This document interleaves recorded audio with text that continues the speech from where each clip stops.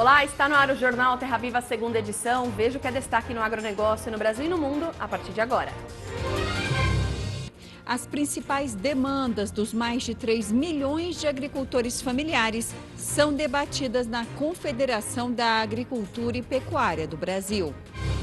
Guerra comercial. O presidente americano Donald Trump diz que não está pronto para fechar acordo comercial com a China e que pode cancelar a próxima reunião marcada para setembro. Medida provisória da liberdade econômica deve favorecer o pequeno e microprodutor. Festival de cerveja artesanal promete movimentar a capital gaúcha neste fim de semana. Somente em 2018, o número de fabricantes da bebida subiu 23% no país. E ainda, Brasil bate recorde no volume de café exportado em julho. O faturamento também cresce, mas o preço médio da saca recua 18% em relação ao ano passado. Essas e outras notícias agora no Jornal Terra Viva.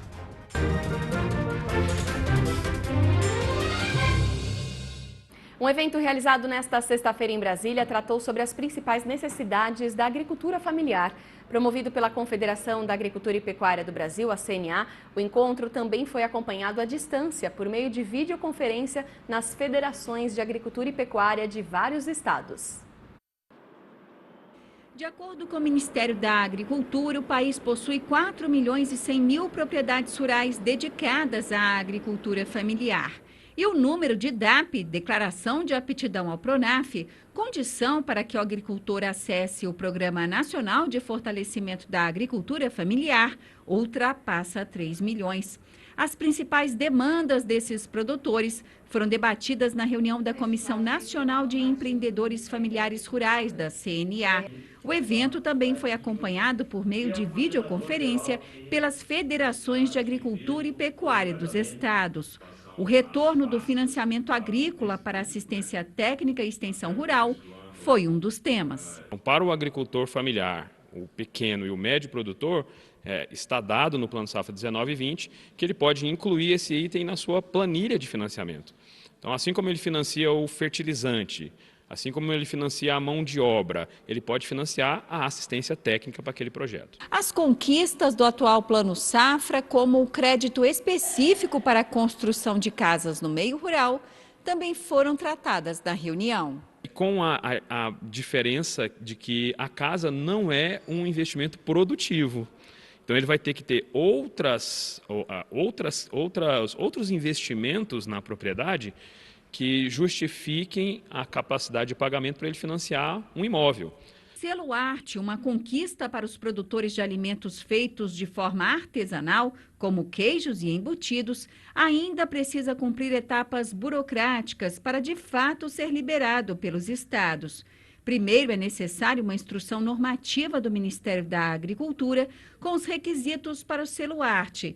E depois, cada estado terá que aprovar uma lei no âmbito das assembleias legislativas para que a novidade seja disponibilizada aos agricultores. Os estados e o Distrito Federal vão solicitar ao Ministério para que eles sejam concessionários do selo Arte. Então, ainda vai demorar aí uns 2 a 3 meses. Nós estamos muito focados em transformar o nosso produtor efetivamente num empreendedor. Por isso que nós estamos hoje dando uma atenção especial à assistência técnica, tornando ele efetivamente um profissional da sua atividade. E o presidente americano Donald Trump disse que não está pronto para fechar um acordo comercial com a China e que pode cancelar a próxima reunião com os negociadores chineses, que está marcada para setembro. Trump disse que as conversas estão indo bem, mas que o acordo ainda não deve sair porque os Estados Unidos não estão prontos. O presidente justificou que o país está sendo prejudicado pela China há mais de 20 anos, já que ninguém fez nada sobre isso. Ele não tem escolha a não ser tomar as medidas necessárias. Mais cedo, a imprensa americana tinha informado que Trump pretende barrar o governo de fazer negócios com a empresa chinesa Huawei. A Casa Branca esclareceu que o Departamento de Comércio avalia as licenças da companhia no país. A medida seria uma retaliação à interrupção da compra de grãos americanos pelo governo chinês, anunciada no começo da semana. A guerra comercial voltou a se intensificar depois que Trump ameaçou impor 10% de sobretaxas sobre 300 bilhões de dólares em produtos chineses, a partir do dia 1º de setembro. Vamos ao Agritendências de hoje com Silmar Cesar Miller. Olá, Silmar, e na próxima segunda-feira o Departamento de Agricultura dos Estados Unidos divulga novo levantamento. Qual a expectativa? Esse é o grande levantamento, que é a expectativa maior desse ano, porque até agora o mercado é muito focado nessa questão da guerra comercial entre Estados Unidos e China. Como a tendência agora, como a gente acabou de ver, é de que esse desfecho não vai acontecer no curto prazo, todo o foco de mercado está voltando agora para o básico, chamados basics, ou seja, como é que vai ficar a oferta e demanda da safra americana neste ano. Ninguém sabe até agora. Segunda-feira isso será respondido. Sai o primeiro levantamento oficial de campo sobre a área efetivamente plantada e sobre o potencial de produtividade que sobrou da safra americana, tanto de soja como de milho ou de outras culturas, depois de mais de 3 meses de um começo muito ruim dessa temporada, com muita chuva, alagamentos nas principais zonas produtoras dos Estados Unidos, que deixou o mercado sem referência sobre o que os produtores, afinal, conseguiram terminar de plantar, e já se sabe que não conseguiram terminar tudo, e como é que ficou afetada a produtividade potencial das lavouras. Isso, pela primeira vez, será respondido oficialmente na segunda-feira, porque até agora só havia especulações. E aí o mercado, sim, vai tomar um rumo novo e pode surgir, por exemplo, na segunda-feira, muito solavanco nos preços aqui, dependendo do que será divulgado. A especulação no mercado, claro, sempre existe, tentando antecipar os números. Para a soja, o mercado está antecipando, alguns são os analistas de mercado, antecipando aqui que a produção deve ficar abaixo de 103 milhões de toneladas, no caso da soja. Se acontecer isso, os Estados Unidos perdem pela primeira vez a posição de maior produtor mundial de soja para o Brasil, que tem uma produção esse ano de 115 milhões de toneladas. Mas significa para os Estados Unidos uma queda de 21 milhões em relação à safra do ano passado. Para o milho a tendência é pior, talvez uma perda de 32 milhões de toneladas em relação ao ano passado, mas quase 50 milhões em relação ao que vinha sendo previsto para esse ano, porque havia uma expectativa de aumento da área de plantio que acabou não acontecendo. Portanto, o tombo pode ser bastante grande e é bom ficar de olho, então, segunda-feira, porque os preços podem mexer muito, para cima ou para baixo, dependendo do que será divulgado pelo Departamento de Agricultura americano a partir da 1h dessa segunda-feira. Vamos acompanhar. Obrigada, Silmar. Corrida contra o tempo. A medida provisória da liberdade econômica, que vai reduzir a burocracia para pequenos negócios, corre o risco de perder a validade se não for votada no plenário da Câmara dos Deputados em Brasília até a próxima semana. O governo tem menos de 20 dias para articular a votação no plenário da Câmara e no Senado. Se não for aprovada até o dia 27 deste mês, a medida provisória da liberdade econômica caduca e perde a validade.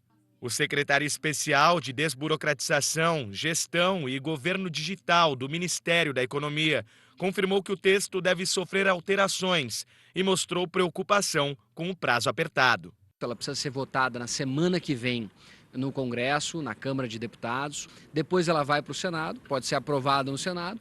E se sofrer alguma alteração, ela volta para a Câmara. Como o prazo é muito pequeno, menos de 3 semanas, nós realmente temos que ficar atentos e pressionar o Parlamento para que possa discutir e aprovar o quanto antes possível. A MP deve tornar mais simples os processos de abertura e fechamento de uma empresa, por exemplo. A necessidade de alvará para atividades de baixo risco será extinta.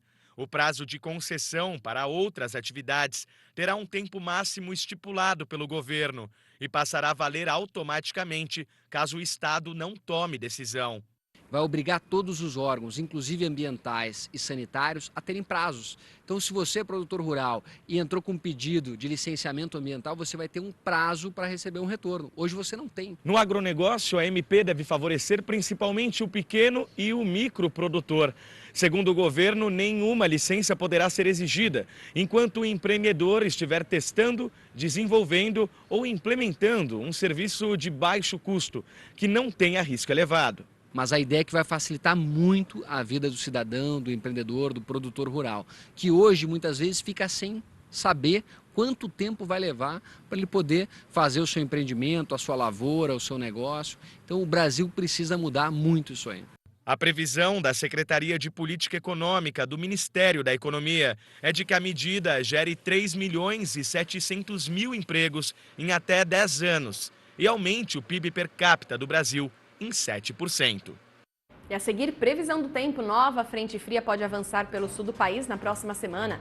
E ainda, Brasil bate recorde no volume de café exportado em julho. Faturamento também cresce, mas o preço médio da saca recua 18% em relação ao ano passado. Em instantes, no Jornal Terra Viva. A cotação do dólar subiu 0,4%, fecha a semana a R$ 3,94. Ibovespa leve queda de 0,1%, encerrando a semana aos 103.996 pontos. A cotação da soja negociada em Chicago subiu 1%, a $8,79 o bushel. E o Brasil exportou mais de 3.200.000 sacas de café em julho, crescimento de 28% em relação a julho do ano passado. O faturamento cresceu 5%, totalizando 378 milhões de dólares. Já o preço médio da saca ficou em $119, uma queda de 18% em relação ao ano passado. Os dados são do Secafé, o Conselho dos Exportadores de Café do Brasil. E a produção de açúcar do Centro-Sul do Brasil, na segunda quinzena de julho, somou 2,5 milhões de toneladas. O volume produzido representa queda de 5,5% em comparação com o mesmo período do ano passado. Já a produção de etanol, neste período, ultrapassou 2 bilhões de litros, alta em torno de 1% também na comparação com o ano passado. E uma nova frente fria deve chegar ao sul do país na próxima semana. Vamos acompanhar os detalhes na previsão do tempo.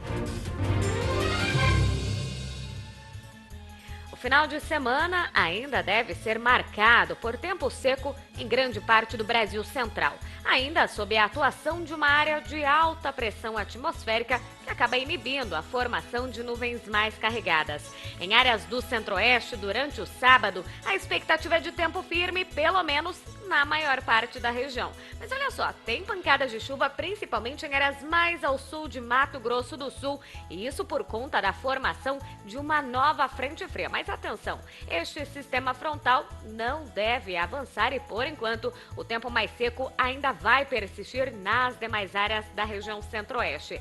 Aliás, durante o sábado, o sol também predomina nessas áreas claras do mapa, ainda sob o efeito da massa de ar seco. O destaque é mesmo a chuva, que persiste em áreas da região sul do Brasil. Aliás, a chuva até avança por conta da frente fria. Tem pancadas de chuva em todo o Rio Grande do Sul, em Santa Catarina, até mesmo em boa parte do estado do Paraná. Ainda no Rio Grande do Sul é que ficam concentrados os maiores acumulados. Aliás, a condição é de céu nublado, chuva a qualquer momento do dia, principalmente em áreas da metade leste e também no noroeste gaúcho.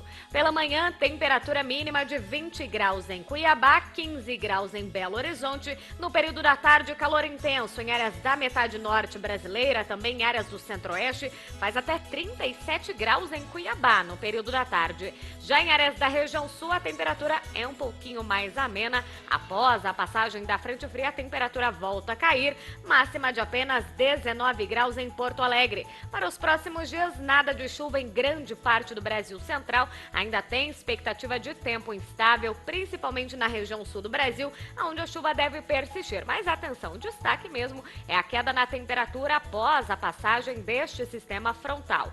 Tem temperaturas mais amenas em boa parte da região sul do Brasil. Em áreas da campanha já não se descarta o risco para a geada. Mas atenção, o frio mais intenso vem na próxima semana após a passagem de mais uma frente fria. Aí sim, temperaturas mínimas que devem ficar abaixo aí dos 3 graus em boa parte da região sul do Brasil, principalmente no Rio Grande do Sul. E atenção, essa não será a última onda de frio. Pelo menos até a primeira semana do mês de setembro, ainda não se descarta novas ondas de frio.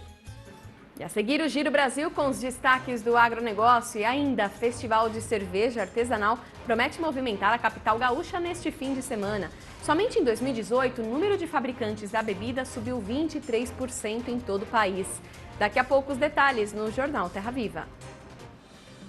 A cotação do milho negociado em Chicago recuou 0,1% a $4,17 o bushel. Na Bolsa de Valores da B3, a cotação fechou estável a R$ 40,10 a saca. A cotação da arroba do boi no mercado físico fechou em alta no noroeste de São Paulo e em Cuiabá e em queda no Triângulo Mineiro. E hoje, sexta-feira, é dia de Giro Brasil com as principais notícias do agronegócio nesta semana em todo o país.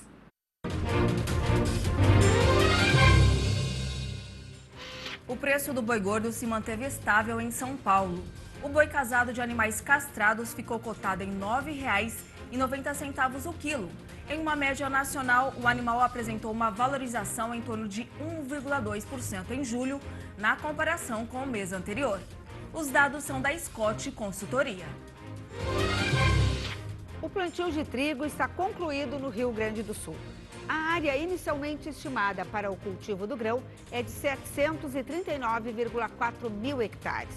De modo geral, as lavouras se desenvolvem bem, apesar do modo heterogêneo das chuvas e do frio nos últimos meses aqui no Rio Grande do Sul.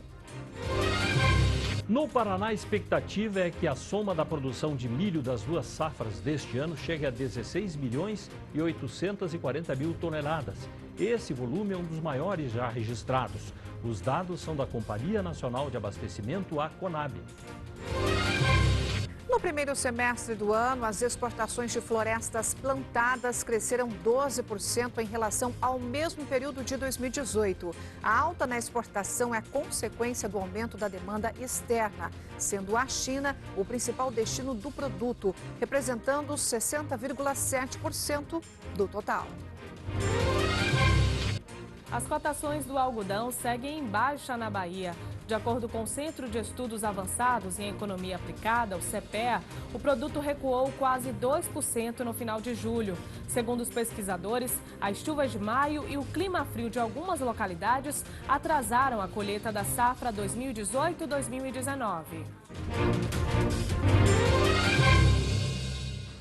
O número de fabricantes de cerveja artesanal subiu 23% no país somente em 2018. Os dados são do Ministério da Agricultura. O Sul ainda é a região com maior número de cervejarias. E neste fim de semana, um festival em Porto Alegre vai reunir milhares de apreciadores.